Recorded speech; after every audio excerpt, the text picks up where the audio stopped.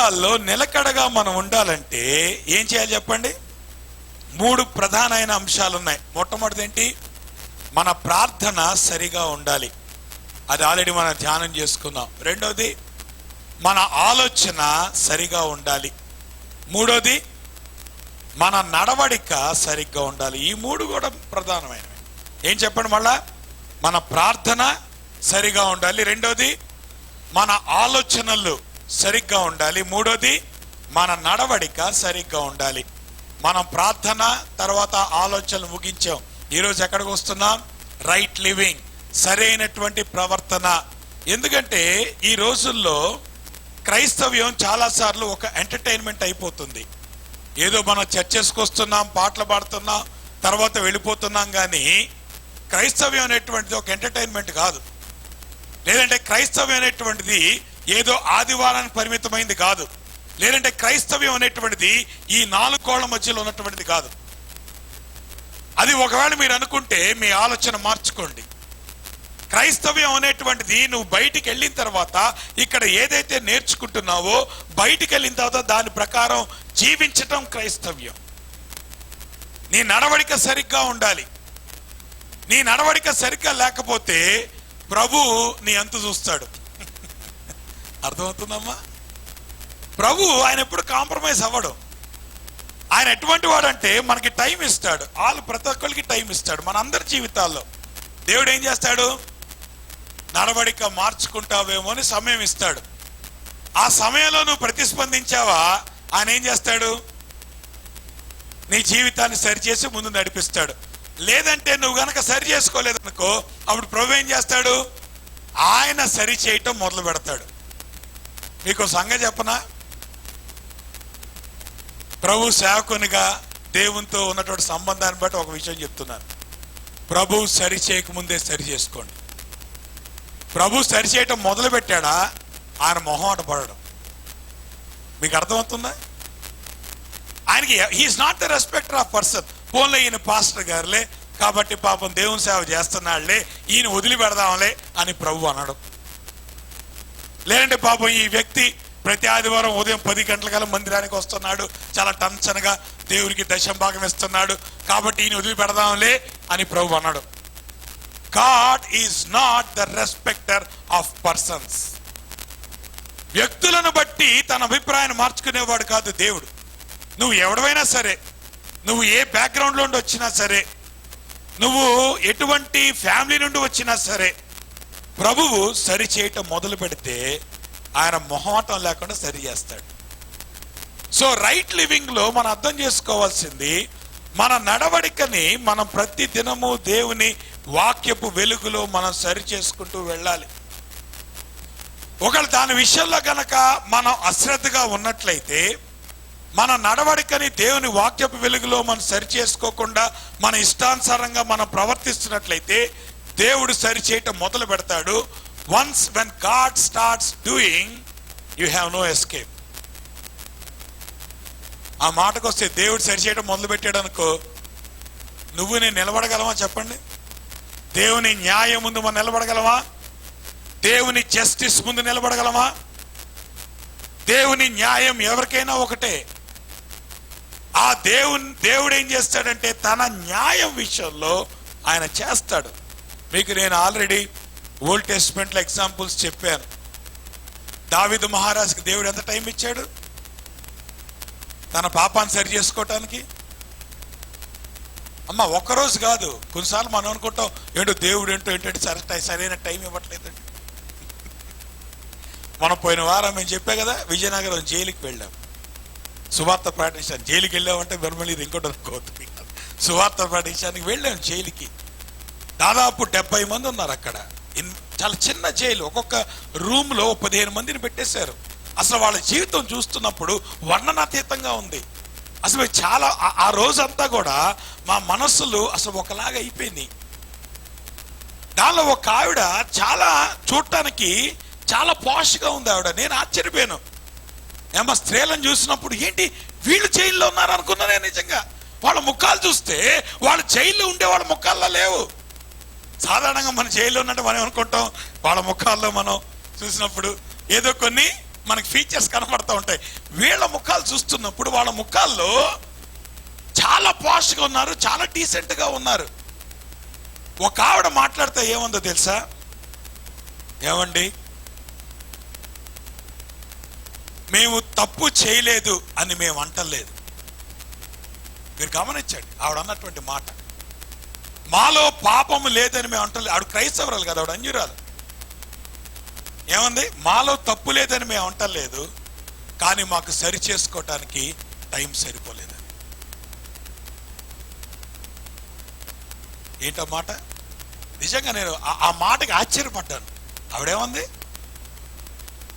మాలో తప్పు లేదని అంటలేదు, కానీ మేము తప్పు చేశాం, అందుకనే జైలుకి వచ్చాం. కానీ ఆ తప్పుని సరి చేసుకోవటానికి మేము సరైన సమయం పెట్టలేకపోయాం. భయం వేస్తుందా ఆ మాట వింటుంటే? ఇక్కడ కూర్చున్న మనందరి జీవితాల్లో కూడా దేవుడు సమయాన్ని ఎలవ్ చేస్తాడు. దావీదు మహారాజు ఎంత టైం ఇచ్చాడు? 9 నెలల టైం ఇచ్చాడు. దావీదు మహారాజు ఏం చేశాడు? ఆ పాపాన్ని కప్పుకోవటానికి ప్రయత్నం చేశాడు. దేవుడు ఏం చేశాడు? వదిలిపెట్టాడా? దావీదుని వదిలిపెట్టలేదు. మన నడవడిక దేవుని దృష్టిలో అంగీకారంగా ఉండాలి. జాగ్రత్త. Living truth. దేవుని వాక్యము సత్యమైతే దేవుని వాక్యాన్ని అనుసరించి నడిచే వాళ్ళ జీవితాలు సత్యమై ఉండాలి.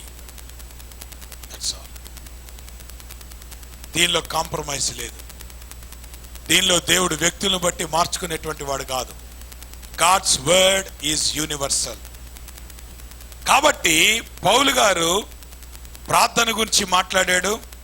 తర్వాత ఏం చేశాడు? ఆయన ఆలోచనల గురించి మాట్లాడాడు. ఇప్పుడు నడవడి గురించి మాట్లాడుతున్నాడు. ఇక్కడ ఒక ఆయన ఒక కోట్ నాకు భలే నచ్చింది. కోట్ ఏమన్నాడు తెలుసా? The greatest gap between happy and unhappy people is how they think. పోయిన వారం అంతా మీకు ఆలోచన గురించి చెప్పాను. ఒక సంతోషముతో ఉన్నటువంటి వ్యక్తిను, ఒక పాపములో ఉన్నటువంటి వ్యక్తి, లేదంటే అన్హ్యాపీ మ్యాన్ కి, సంతోషం లేనటువంటి వ్యక్తికి, ఇద్దరికి మధ్యలో ఉన్నటువంటి తేడా ఏంటంటే వారి ఆలోచన విధానం. How they think. నీ ఆలోచన బట్టి నీ ప్రవర్తన ఉంటుంది. ఇప్పుడు మనం ఆలోచించాల్సిన ఏంటంటే మన ఆలోచన ఎట్లాగుంది. మన ఆలోచనే మన ప్రవర్తనకి దారితీస్తుంది. నువ్వు నమ్మని దాన్ని నువ్వు ఎప్పుడు జీవించవు. నువ్వు నమ్మిన దాని ప్రకారం నువ్వు జీవిస్తావు. నీ ఆలోచన సరైందైతే నీ బ్రతుకు కూడా సరైందే ఉంటుంది. నీ ఆలోచన సరిగ్గా లేకపోతే నీ జీవితం సరిగ్గా ఉండటానికి ఆస్కారం లేదు. అందుకనే ఆలోచన సరిగ్గా ఉండాలంటే ఇప్పుడు ఏం కావాలో మనం చెప్పండి. నేను పోయిన వారం అంతా మొత్తుకున్నా. మన ఆలోచనలు సరిగ్గా ఉండాలంటే ఏం కావాలి ఇప్పుడు చెప్పండి. ఏ తెలుపుతుంది? దేని బట్టి తెలుస్తుంది మన ఆలోచన సరిగ్గా ఉందో లేదో? వాక్యాన్ని బట్టి. అందుకే ఇక్కడ నేను రాశాను, our thought life forms the basis for our behaviour. నీ ఆలోచనలను బట్టి నీ యొక్క ప్రవర్తన ఆధారపడి ఉంటది.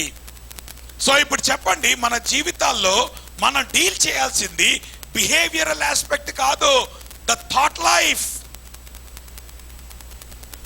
ఈ రోజున మీరు డాక్టర్ దగ్గరికి వెళ్ళారు అనుకోండి, నా ప్రాబ్లం వచ్చిందని, లేదంటే సైకియాట్రిస్ట్ దగ్గరికి వెళ్ళారు అనుకోండి, లేదంటే సైకాలజిస్ట్ దగ్గరికి వెళ్ళారు అనుకోండి, వాళ్ళు ఏం చేస్తారు తెలుసా? ముందు మన బిహేవియర్ గురించి వాళ్ళు అడుగుతారు. అవునా కదా? బిహేవియర్ గురించి వాళ్ళు అడిగి ఏమంటారంటే మన బిహేవియర్ని మార్చుకోవాలంటారు. నేను ఒక సమస్య చెప్పనా? మన బిహేవియర్ మనం మార్చుకోగలిగితే ఆయన దగ్గరికి వెళ్తాం ఎందుకు? ఆయన దగ్గరికి వెళ్తా, అయ్యా నీ బిహేవియర్లో ఇదిగో ఇట్లా ఉంది, నువ్వు అబద్ధం ఆడుతున్నావు కాదు, నువ్వు అబద్ధం ఆడద్దయ్యా, ఇదిగో నువ్వు దొంగతనం చేస్తున్నావు కాదు, దొంగతనం చేయొద్దయ్యా. ఏం చెప్తున్నాడు? బిహేవియర్ మార్చుకోమంటున్నాడు. కానీ నిజానికి బిహేవియర్ మార్చుకోవటం అనేటువంటిది కాదు, ముందు మన ఆలోచన మార్చుకోవాలి. ఆలోచన మార్చుకుంటే బిహేవియర్ ఆటోమేటిక్గా మారుతుంది.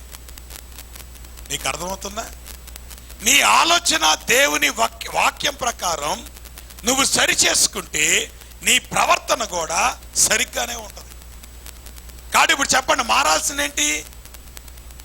నీ అవుట్వర్డ్ బిహేవియర్ కాదు. ఆ మాటకు వస్తే మీకు దేవుడు ఎట్లా కనబడుతున్నాడు? నీ బయట ప్రవర్తన చూసి ఆయన మురిసిపోతాడు అనుకుంటున్నావా? మీకు గమనిస్తారా? మీ ఆలోచన సరిగ్గా లేకుండా బిహేవియర్ సరిగ్గా ఉండడానికి ఆస్కారం ఉందా లేదా? ఏమ్మా ఇక్కడ ఉన్నారా మీరు? నేను అడిగిన ప్రశ్న మీకు అర్థమైందా?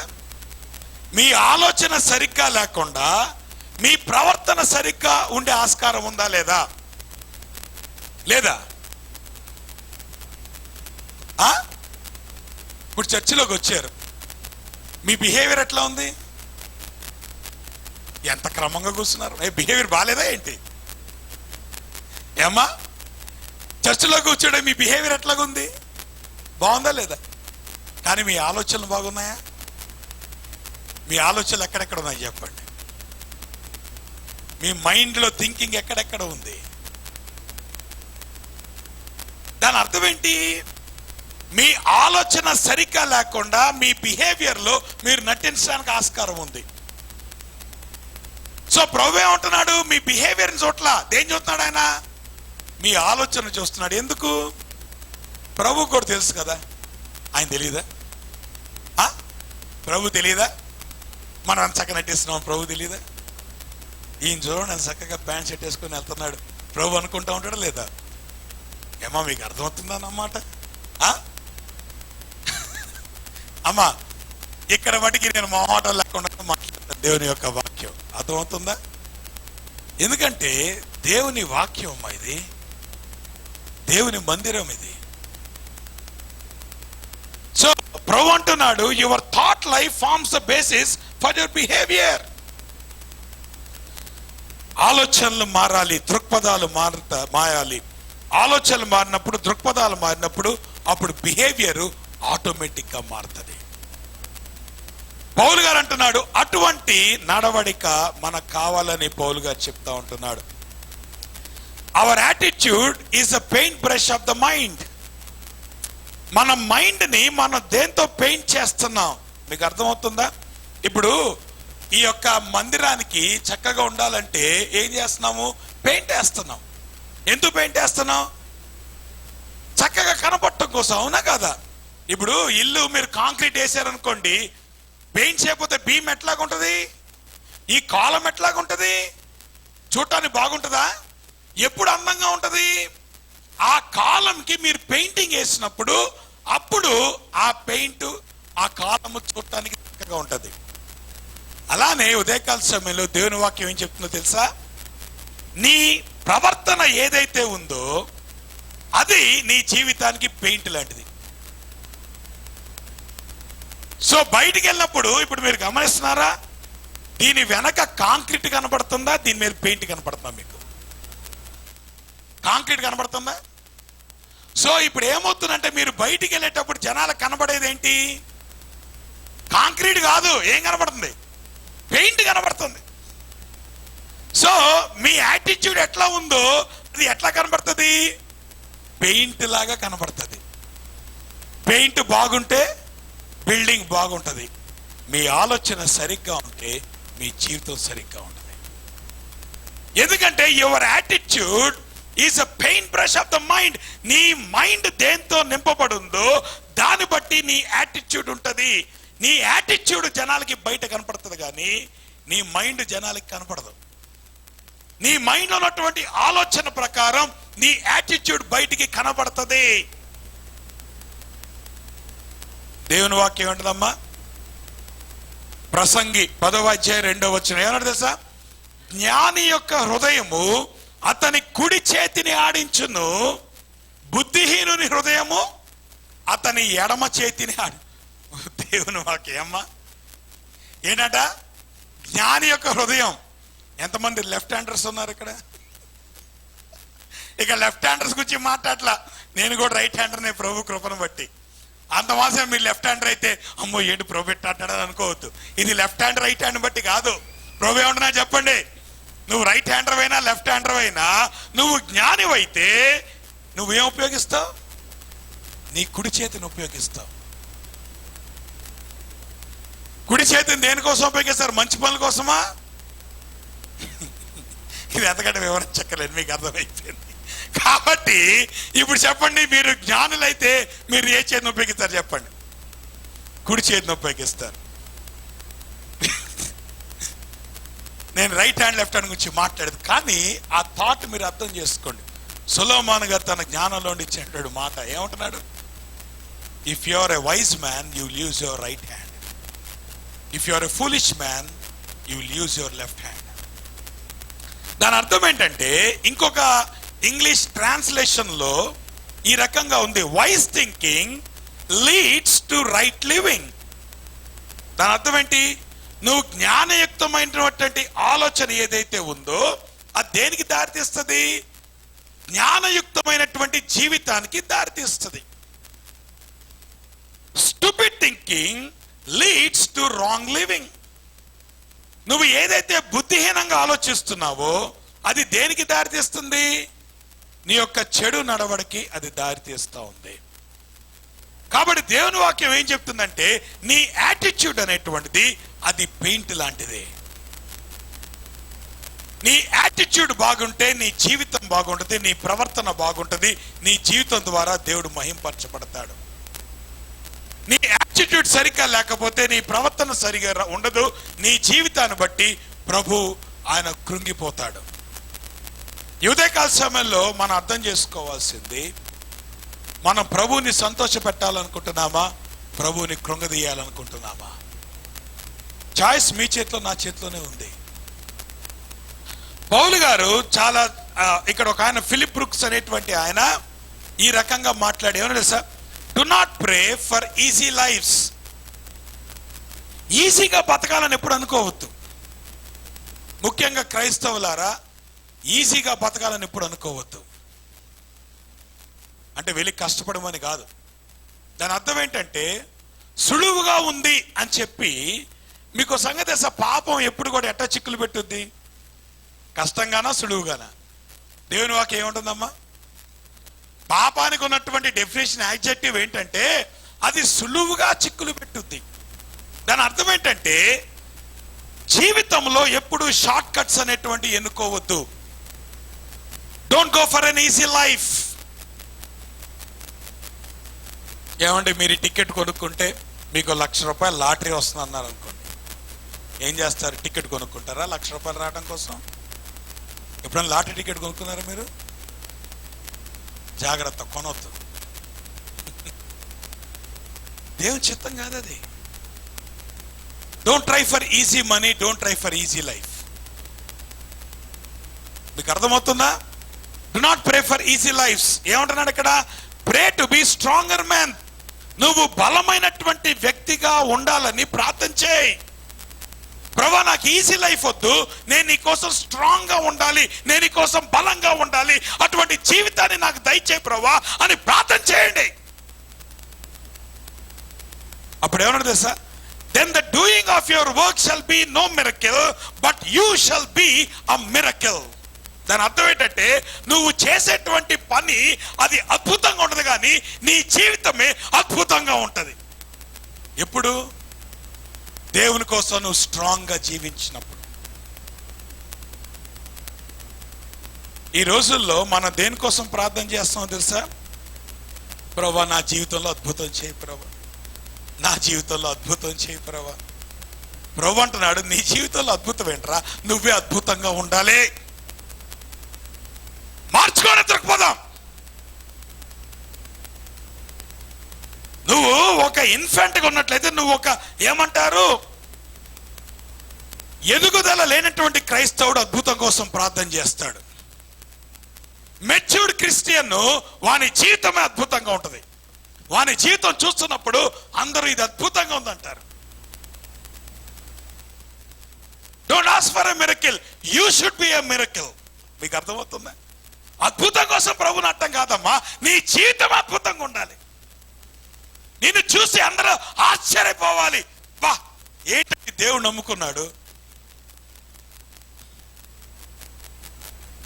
నేను మన వారంలో ఒక హౌస్ విజిట్ చేసినప్పుడు నేను అన్నాను, ఏంటో తెలుసా?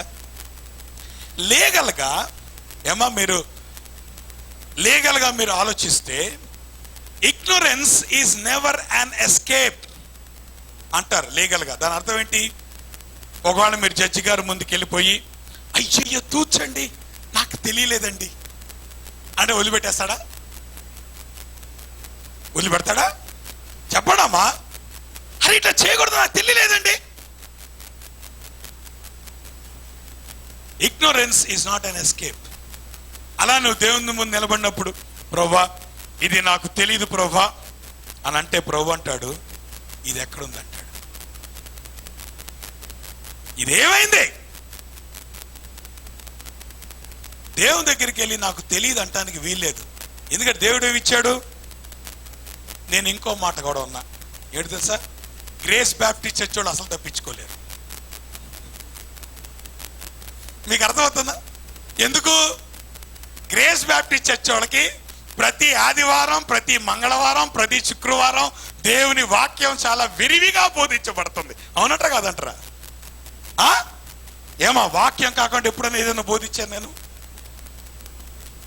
మాట కోసం చెప్తున్నారా? చెప్పండి. గ్రేస్ బ్యాప్టిస్ట్ చర్చ్ వాళ్ళు ఎవరు కూడా దేవుని దగ్గర తప్పించుకోలేరు. ప్రభు చిత్తమైతే ప్రభు ఎంతకాలం నన్ను ఇక్కడ ఉంచితే అంతకాలం దేవుని వాక్యమే ప్రకటిస్తాను నేను. That's all. మీరు ముఖం మార్చుకున్నా దేవుని వాక్యమే ప్రకటిస్తాను. మీరు చర్చి మానేసినా దేవుని వాక్యమే ప్రకటిస్తాను. మీరు నా మీద కోపగించుకున్నా దేవుని వాక్యమే ప్రకటిస్తాను. That's all.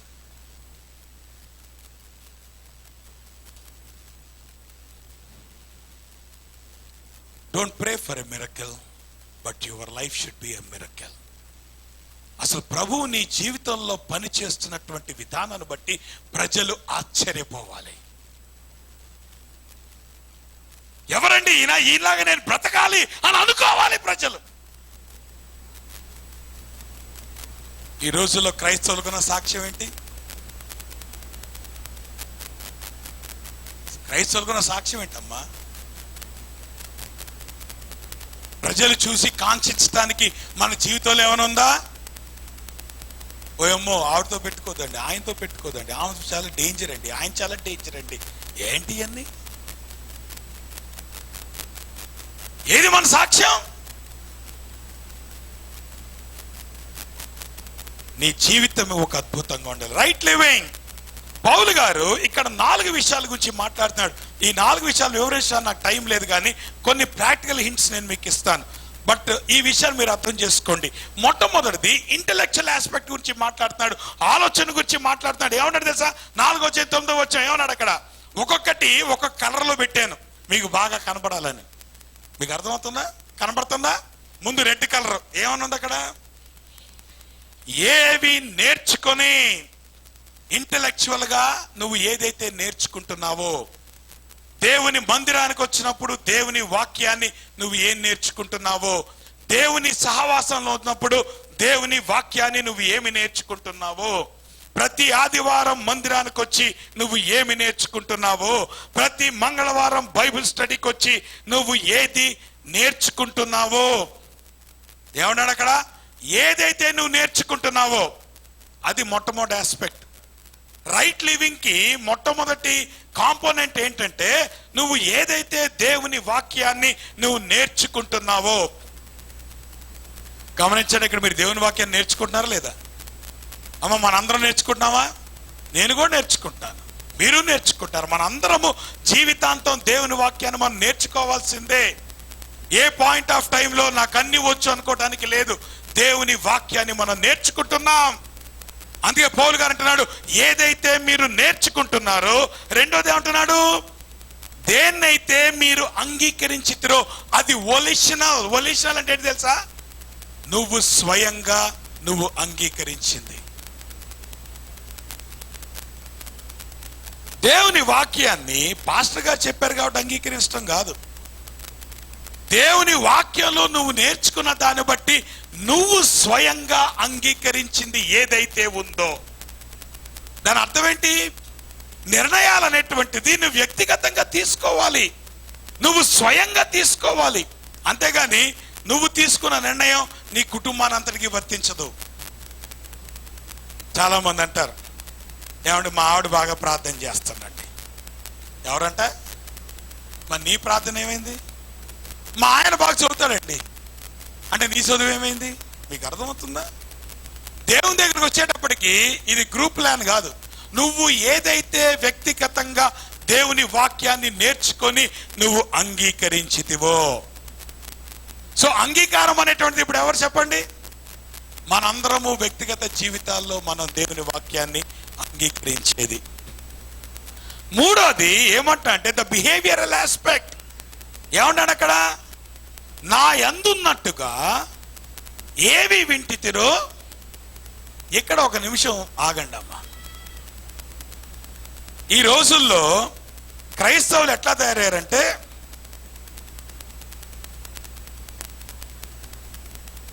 ఇతరులకి చెప్పేవారుగా పరిమితం అయ్యారు. అమ్మా ఏం చేస్తున్నారు? పౌలు గారు ఏమంటున్నాడు? నేను మీకు చెప్పలేదు నాయన, మీకు నేను చేసి చూపించా. పౌలు తన జీవితంలో తాను ఏదైతే బోధిస్తున్నాడో, తాను ఏదైతే ఆయన చదువుతున్నాడో, దేన్నైతే నేర్చుకుంటున్నాడో అది చెప్పటం మాత్రం కాదు, కానీ ఏం చేస్తున్నాడు? ఆయన చేసి చూపిస్తున్నాడు. అంతే ఇక్కడ ఏమంటున్నాడు? ఏది మీరు చూచితిరో, ఏది మీరు వింటిరో అట్టి వాటిని చేయుడే.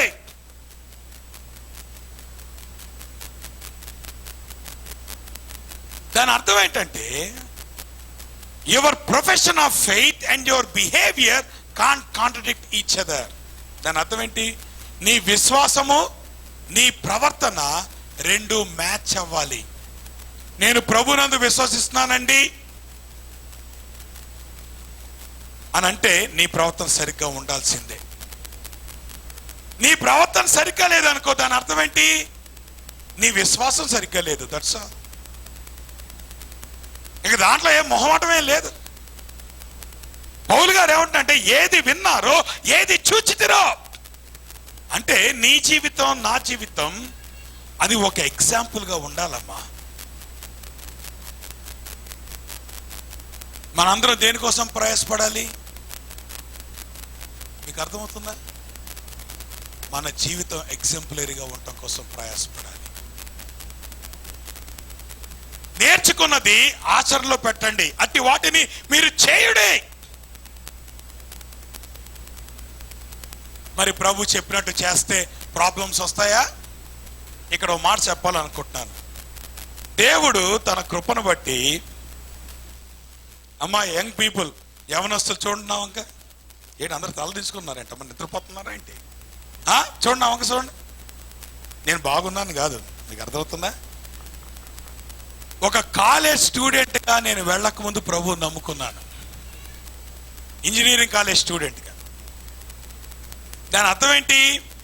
ఒక స్టూడెంట్గా క్యాంపస్లో ఉంటే ప్రభు నమ్ముకోవటాన్ని బట్టి ఎటువంటి ఛాలెంజెస్ వస్తాయో నేను అనుభవించి ఉన్నా. కాబట్టే నేను చెప్తున్నాను. మీకు అర్థమవుతుందా? నేను చేయని మీకు చెప్పట్లేదు. ఒక క్రైస్తవ విద్యార్థిగా ఒక ఇంజనీరింగ్ కాలేజ్ క్యాంపస్లో ఉంటే ఎన్ని ఛాలెంజెస్ ఉంటాయో ఆ ఛాలెంజెస్ నేను అనుభవించున్నాను. దేవుడు తన కృపను బట్టి నాకేమిచ్చాడు? నేను బైబిల్ కాలేజీలో అంటే బయటపడినోడు కాదు, నేను సెక్యులర్గా కూడా చదివా. ఆ మాటకు వస్తే సెక్యులర్గా యూనివర్సిటీలో చదివా. ఎందుకు? ఈ రోజుల్లో ఇంజనీరింగ్ చాలా చీప్ అయిపోయింది. మా రోజుల్లో మన స్టేట్లో ఏమంటారు? అయితే ఆర్ఈసి వరంగల్, లేదంటే జేఎన్టీయు యూనివర్సిటీ.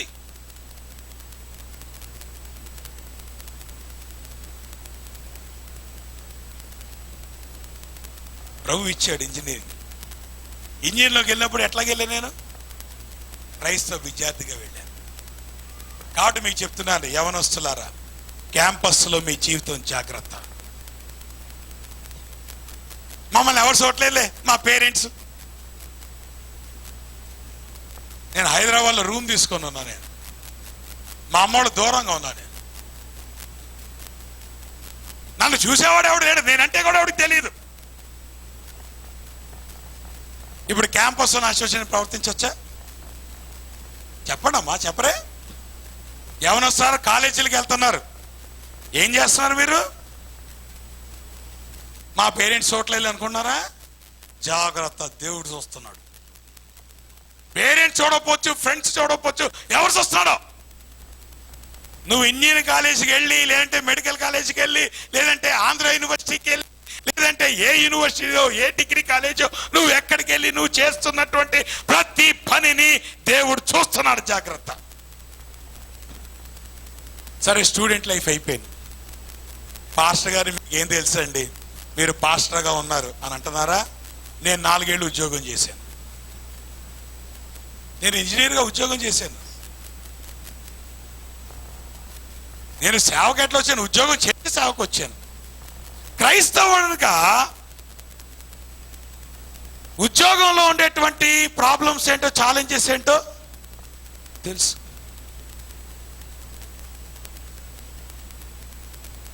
మా కాంట్రాక్ట్ దగ్గరికి వెళ్ళి ఒకరోజు మా కాంట్రాక్ట్ అన్నాడు, ఒక కవర్ నాకు ఇచ్చి, నువ్వు తీసుకెళ్ళి ఇవ్వయా ఎగ్జిక్యూటివ్ ఇంజనీర్గా అన్నాడు. ఎందుకు? దేవుడు అదేంటో విచిత్రం, చాలా కరప్ట్ ఫీల్డ్లో నన్ను ఉంచాడు. ఇంజనీరింగ్ అన్నింటిలో కూడా చాలా కరప్ట్ ఫీల్డ్ ఏంటని చెప్పండి, సివిల్ ఇంజనీరింగ్. కాబట్టి ఒకరోజు మా కాంట్రాక్టరు ఆయన నాకు ఒక కవర్ ఇచ్చి, తీసుకెళ్ళి ఎగ్జిక్యూటివ్ ఇంజనీర్కి ఇవ్వయా అన్నాడు. నేనన్నా, ఏంటి సార్ ఆ కవర్ అన్నా? లంచం అయ్యా అన్నాడు. నేను ఇవ్వను సార్ అన్నా. ఎందుకు ఇవ్వవు అన్నాడు. నేను క్రైస్తవుని సార్. ఆయన అన్నాడు, నేను క్రైస్తవుని అన్నాడు. పరువు పోయింది. హిందూ ఫ్యామిలీ నుండి రక్షించబడ్డాడు అమ్మా ఆయన. నాకు తెలుసు, మా అమ్మోళ్ళు కూడా తెలుసు. ఆయన ఏమన్నాడు, నువ్వు ఒక్కవాడే పెద్ద క్రైస్తవుడు ఏంటి? నేను క్రైస్తవుడిని. నేనన్నా, నేను లంచం ఇవ్వను. ఎందుకు నాకు తెలుసు. ఇప్పుడు ఏం చేయాలి? లంచం ఇస్తే ఏమవుతుంది? ఎగ్జిక్యూటివ్ ఇంజనీర్ ఆయన ఏం చేస్తాడు? కాంట్రాక్ట్ ఎక్స్టెండ్ చేసుకోవచ్చు. ఇప్పుడు నేను అక్కడ సైట్ ఇంజనీర్ని, విజయవాడలో కోర్టు బిల్డింగ్లు కట్టేస్తున్నాను నేను. మీరు ఎప్పుడైనా వెళ్ళినప్పుడు చూడండి, విజయవాడలో సివిల్ కోర్ట్స్, దానికి నేనే సైట్ ఇంజనీర్. ఇవ్వనని చెప్పాను. మరి ఎట్లాగైతే కుదరదు అన్నాడు. అట్లాగైతే పర్లేదు, నేను ఉద్యోగం పోగొట్టుకుంటాను, ఏం పర్లేదు. నువ్వు ఉద్యోగం మానేయమంటావో మానేస్తాను, కానీ కాంప్రమైజ్ అవ్వనని చెప్పాను. ఉద్యోగం పోయింది. తర్వాత పరిచర్లోకి వచ్చానమ్మా. మీకు అర్థమవుతుందా? పౌలు గారు అంటున్నాడు, మీరు చెప్పేవాడిని వినకండి, చూడండి.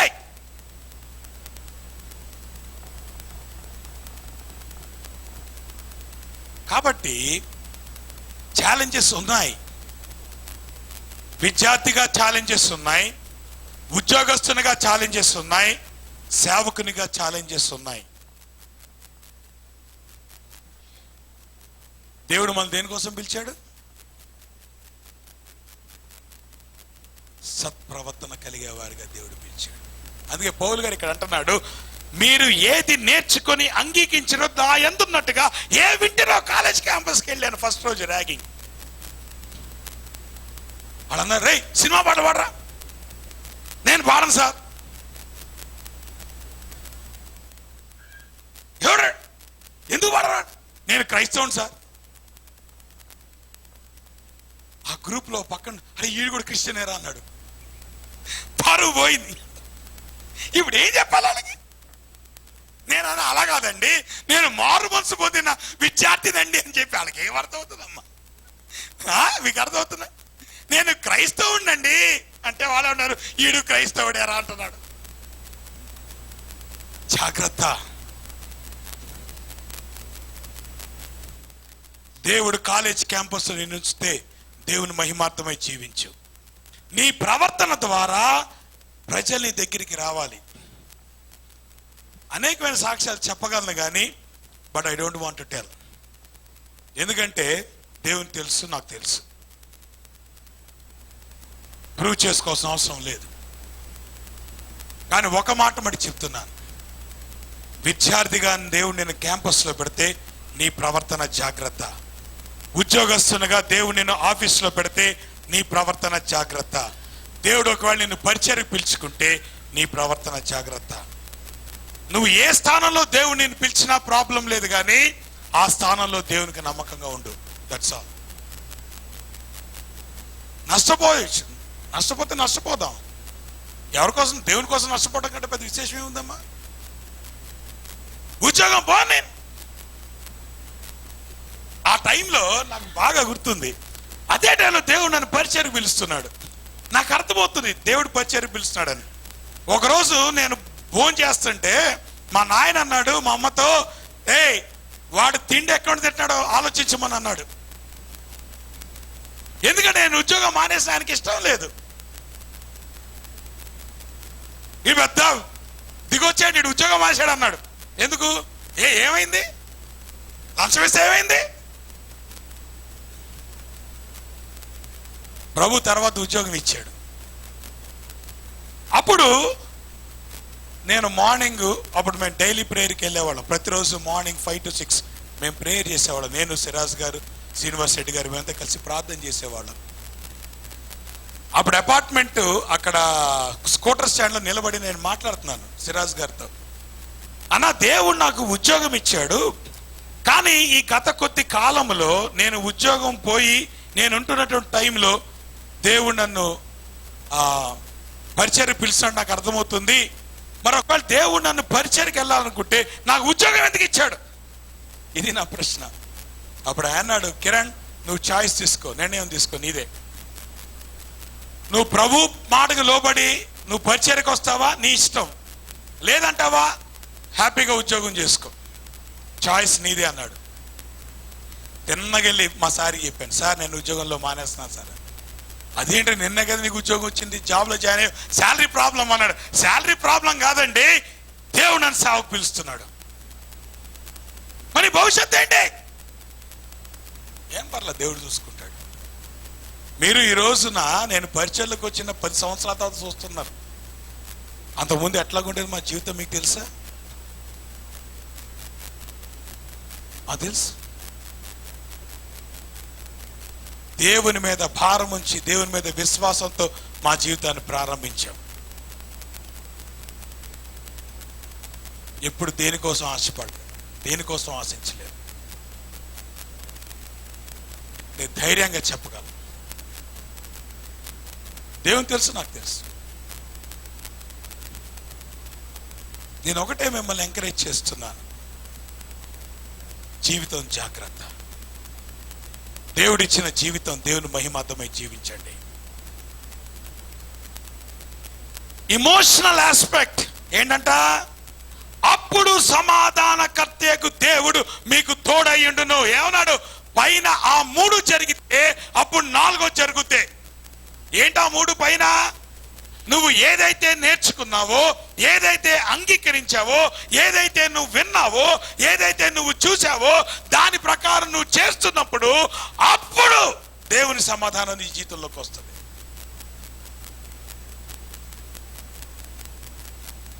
Emotional aspect.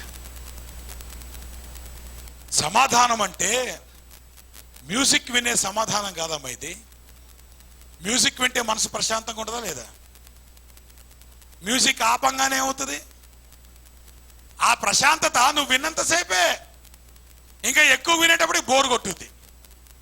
కానీ దేవుడిచ్చే సమాధానం అది కాదు. నువ్వు ఏ పరిస్థితిలో ఉన్నా కానీ దేవుని యొక్క సమాధానం ఉంటుంది. నువ్వు ఎప్పుడైతే ప్రభు కోసం నువ్వు రోషముగా నువ్వు జీవిస్తావో, ప్రభు కోసం నువ్వు నేర్చుకొని అంగీకరించి ఏదైతే నువ్వు చూస్తున్నావో, ఏదైతే వింటున్నావో అంతా నువ్వు సరిగ్గా ప్రవర్తిస్తున్నట్లయితే అప్పుడేమవుతుందమ్మా? దేవుని సమాధానం మీకుంటుంది. God's peace is not feeling. ఇక్కడ ఇంకో మాట కూడా చెప్పాను నేను. It is one thing to learn a truth. సత్యాన్ని నేర్చుకోవటం ఒక ఆస్పెక్ట్ అయితే, ఆ సత్యాన్ని నీ జీవితంలో అనుసరించడం ఇంకొక ఆస్పెక్ట్. కాబట్టి నీ జీవితంలో ఏం కావాలి చెప్పండి అమ్మా? సత్యాన్ని నేర్చుకుంటే సరిపోదు, బైబిల్ స్టడీకి వస్తే సరిపోదు, చర్చికి వస్తే సరిపోదు. ఆ సత్యము నీ జీవితంలో కార్యరూపం కావాలి. That's all. God's word should become part and parcel of your life. నీ నడవడిక అనేటువంటిది దేవుని వాక్య ప్రకారం, దేవుని చిత్త ప్రకారం అది కట్టబడాలి. ఎందుకంటే ఆ రకంగా నువ్వు జీవించడం అనేటువంటిది it's a necessary condition for the peace of God. దేవుని సమాధానం నువ్వు అనుభవించాలంటే ఇప్పుడు ఏం కావాలి చెప్పండి? నీ నడవడిక సరిగ్గా ఉండాలి. Right living is very important. ఇక్కడ ఏమన్నా తెలుసా, కొలస్సీయులకు రాసిన పత్రిక 3:15, క్రీస్తు అనుగ్రహించు సమాధానము మీ హృదయములలో ఏలుచుండనీయుడి. ఇంగ్లీష్ లో ఒరిజినల్ గ్రీక్ లో ఉంటే సెన్స్ ఏంటో తెలుసా, let the peace of God be an umpire in your heart. Umpire ఏం చేస్తాడు చెప్పండి అమ్మా, మనందరూ క్రికెట్ తెలుసు కదా. ఎంపైర్ ఏం చేస్తాడు, ఆయన ఏలెత్తి అవుట్ అన్నాడంటే బ్యాట్స్మెన్ మాట్లాడటానికి లేదు, బౌలర్ మాట్లాడటానికి లేదు, కెప్టెన్ మాట్లాడటానికి లేదు. ఒకసారి ఎంపైర్ కనుక డెసిషన్ ఇస్తే అంటే అర్థం ఏంటంటే, నీ జీవితంలో దేవుని సమాధానం అనేటువంటిది ఒక ఎంపైర్ లాంటిదే. అంటే ఎంపైర్ అవుట్ అన్నాడు అనుకో, నీ జీవితంలో సమాధానం లేనట్టే. దాని అర్థం ఏంటంటే, నీ జీవితంలో సమాధానం లేకపోతే దేవుడు లేనట్టే. సమాధానం ఎప్పుడు రాదో తెలుసా, నువ్వు పాపంలో ఉన్నప్పుడు మాత్రమే. మనం ఎప్పుడైతే పాపము చేస్తున్నామో ఆ పాపములో దేవుని సమాధానం మనకు ఉండదు. అందుకనే మన జీవితాలు భయంకరంగా తయారవుతాయి.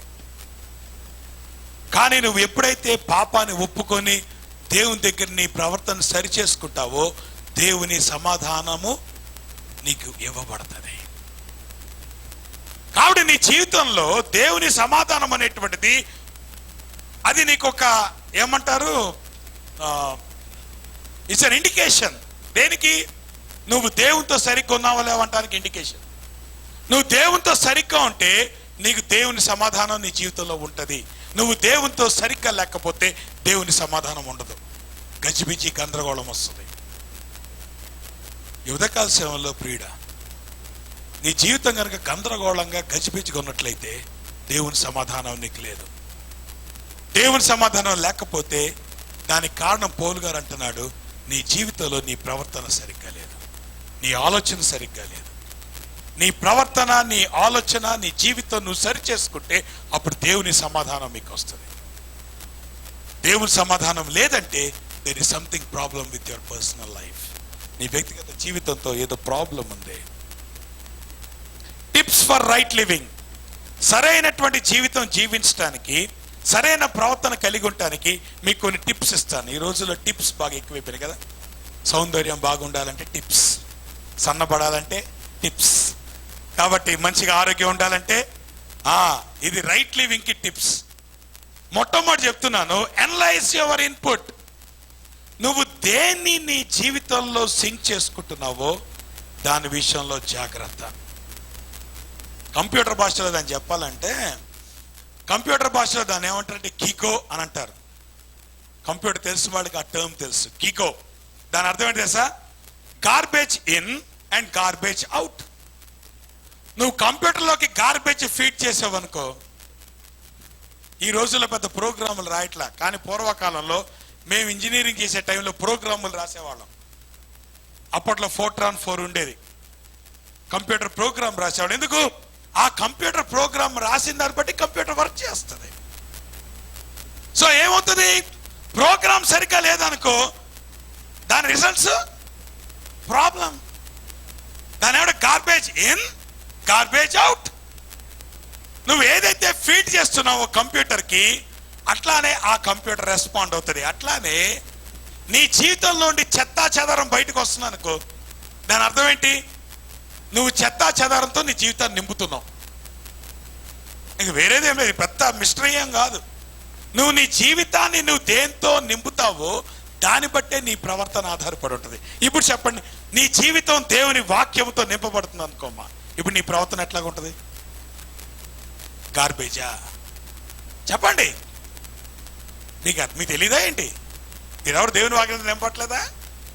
చెప్పండి అమ్మా, దేవుని వాక్యంతో నింపబడితే ట్రాష్ వస్తుందా బయటికి? దేవుని వాక్యంతో నింపబట్టలేదు కాబట్టి ట్రాష్ వస్తుంది బయటికి. అందుకనే నీ ఇన్పుట్ జాగ్రత్త.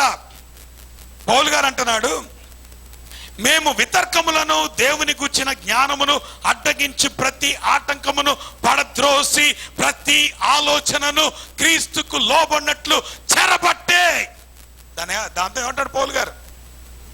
నీ ఆలోచన క్రీస్తుకు లోబడే విధంగా you have to force your thinking. నీ హృదయంలోకి వచ్చేటువంటి ప్రతి ఆలోచన కూడా దేవుని వాక్యపు వెలుగులో దాన్ని అనలైజ్ చేసుకో. ఆ ఆలోచన సరిగ్గా ఉంటే నీ ప్రవర్తన సరిగ్గా ఉంటుంది. ఆలోచన సరిగ్గా లేకపోతే నీ ప్రవర్తన సరిగ్గా ఉండదు. దాని అర్థం ఏంటి? మన ఆలోచనలు ఇప్పుడు ఎక్కడ తేవాలి? మీరు ఎప్పుడైనా ట్రై చేశారా? మైండ్ని వదిలేస్తాం ఇష్టానుసారంగా ఆలోచించడానికి. ఈ రోజు మైండ్ అట్లా వదిలేయకండి. ఏమంటున్నాడు దేవుని వాక్యం? ప్రతి ఆలోచనను క్రీస్తుకు లోబడినట్లు చెరబట్టి మీరు సంపూర్ణ విధేయతను కనపరిచినప్పుడు సమస్తమైన అవిధేయతకు ప్రతిదండన చేయ సిద్ధపడి ఉన్నాము. అవిధేయత అనేటువంటి పోవాలంటే నీ ఆలోచన క్రీస్తుకు లోబడాలి. క్రీస్తు లోబడపోతే నీ ఆలోచన జాగ్రత్త. రెండోది, చేంజ్ యువర్ డైట్. నీ ఆలోచన జాగ్రత్త. రెండోది ఏంటి? నీ ఆహారం జాగ్రత్త. ఇదేంటి పాస్టర్ గారు, స్పిరిచువల్ థింకింగ్కి స్పిరిచువల్ ఫుడ్ ఏమైనా ఉందా అంటే డైట్ మార్చుకో. ఒక suggestion, if you truly want your life to change, find a friend who can hold you accountable. మీకు సంగతి చెప్పనా, ఈ రోజుల్లో మనం ఎటువంటి దృక్పథంతో ఉన్నామంటే, మనకెవరన్నా ఒక ఆలోచన ఇచ్చారనుకోండి, వెంటనే వాళ్ళు ఏమైపోతారు? మనకి మిత్రులు అవుతారా? నువ్వు తానా అన్నప్పుడల్లా తందానా ఆడితే వాళ్ళు మిత్రులు అవుతారు. వాడు తానా అన్నప్పుడు నువ్వు తందానా అనలేదనుకో, వాడు ఏమైపోతాడు? ఏమా మీకు తెలీదా? మనకి సలహాలు తీసుకోవటం ఇష్టం ఉండదు, సలహాలు ఇచ్చేవాటి ఇష్టం ఉండదు. మనకి ఏం కావాలి? We don't want to be accountable to anyone. నేనే అంటాను, నీకు చెప్పేదే నా జీవితం గురించి నీకెందుకు, నా ఇష్టం. మీకు సలహా ఏమన్నా? నేను కూడా పాటిస్తున్న సలహానే ఇది. నేను చేయకుండా మీకు చెప్పట్లే. నీ జీవితంలో నిన్ను సరిదిద్దేవాడు ఉండాలి. సరిదిద్దుతున్నాడు కదా అని ముఖం మార్చుకోవద్దు.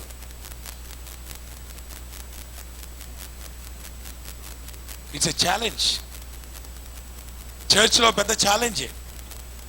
అదేంటి పాస్టర్ గారు అట్లా అంటే, మరి వాళ్ళు ఫీల్ అవుతారు కదా. మరి వాళ్ళు చర్చ్ మానేస్తేనో,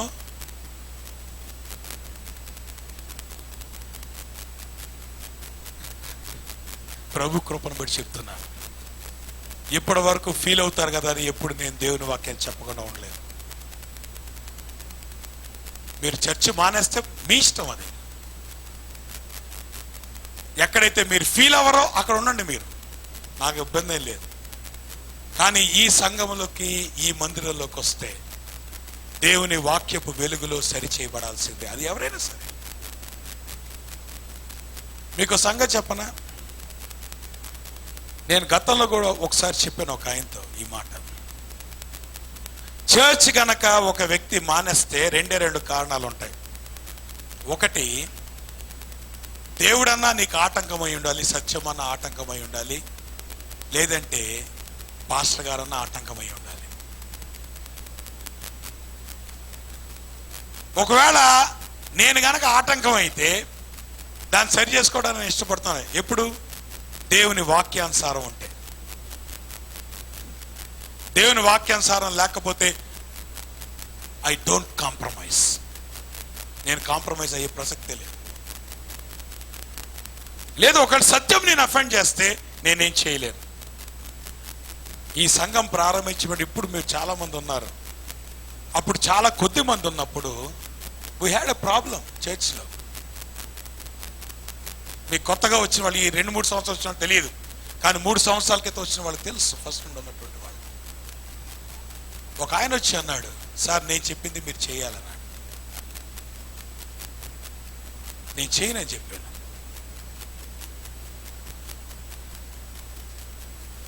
ఒకరోజు ఇంటికి వెళ్తే, మందిరం ఎగ్గొట్టిన తర్వాత నేను ఇంటికి వెళ్తే కానుక తీసుకొచ్చేస్తున్నాడు. నేను అన్నాను, నువ్వు మందిరానికి వచ్చి కానుకి, నేను ఇంటికి వచ్చిన కానుక ఇవ్వడం కోసం అనుకుంటావా అన్నాను.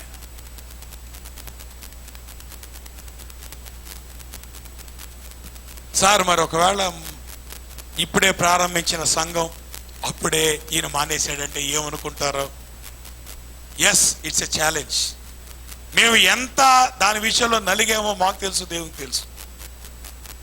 ఎంతో ప్రయత్నం చేశాం సరిచెత్తడానికి. నేను అనుకుంటాను అన్ని గంటలు ఆ వ్యక్తితో నేను స్పెండ్ చేసినట్టు ఇక్కడ చర్చిలో కూర్చుని ఎవరితో కూడా నేను స్పెండ్ చేయలేదు. అన్ని గంటలు కూర్చొని మాట్లాడా.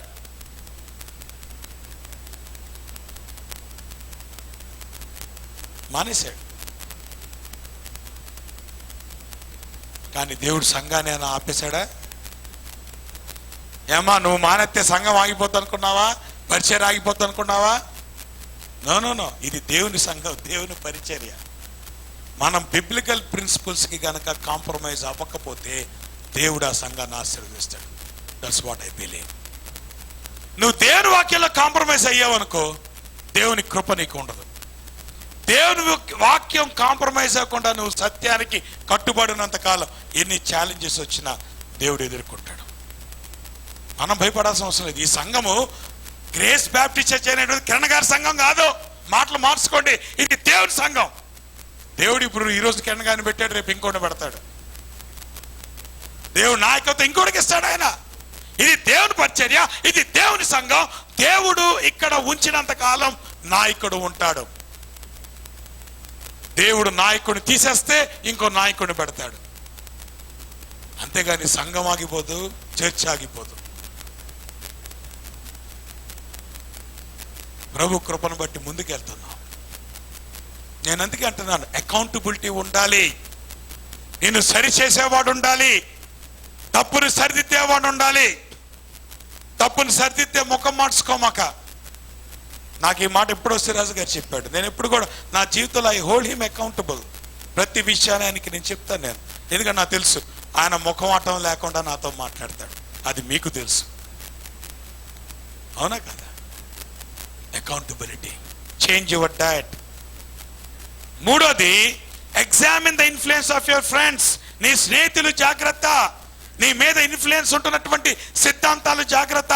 మోసపోకుడి, దుష్ట సాంగత్యము, మంచి నడవడిని, చెరుపును, నీ బిహేవియర్ని చెడగొట్టేటువంటిది నీ ఫ్రెండ్షిప్ జాగ్రత్త.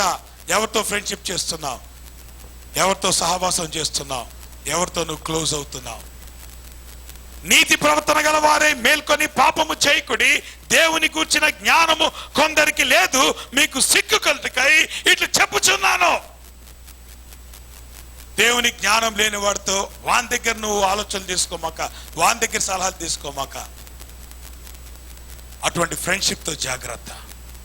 Examine your friends. మూడోది. నాలుగోది, ఎన్నోదో మీరు చూసుకోండి. Knowing and living the word. వాక్యాన్ని వినాలి, వాక్యాన్ని నేర్చుకోవాలి, వాక్యాన్ని ఆచరించాలి. నా మార్గములు నేను పరిశీలన చేసుకుంటుని, నీ శాసనముల తట్టు మరలుకొంటిని. నీ ధర్మశాస్త్రమును ప్రేమించు వారికి ఎంతో నెమ్మది కలదు. వారు తూలి త్రొట్టుటకు కారణమేమీ కనబట్టలేదు. There is no reason.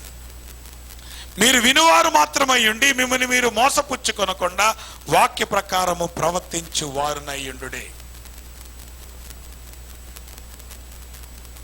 దేవుని వాక్యం వింటే సరిపోదు. క్రైస్తవులారా, వింటున్నారా? మీరు వింటే సరిపోదు, జీవించాలి. నీ ప్రవర్తన దేవుని వాక్యానుసారంగా ఉండాలి. Knowing and living the word. Remember, ఒక విషయాన్ని జ్ఞాపకం చేసుకో. You are not what you think you are. నువ్వేదైతే అయ్యున్నానని నువ్వు అనుకుంటున్నావో నిజానికి నువ్వు అది కాదు. మోసపోవద్దు. నీ జీవితాన్ని దేవుని వాక్యపు వెలుగులో సరి చేసుకో. ఎదుటి వాని మేలు ఓర్చలేని వానితో కలిసి భోజనము చేయకము, వాని రుచిగల పదార్థములను ఆశింపకము. అట్టి వాడు తన ఆంతర్యములో లెక్కలు చూచుకొను. వాడు ఏమంటాడంట? తినుము త్రాగుము అని అతడు నీతో చెప్పునే గాని అది హృదయములో నుండి వచ్చు మాట కాదు.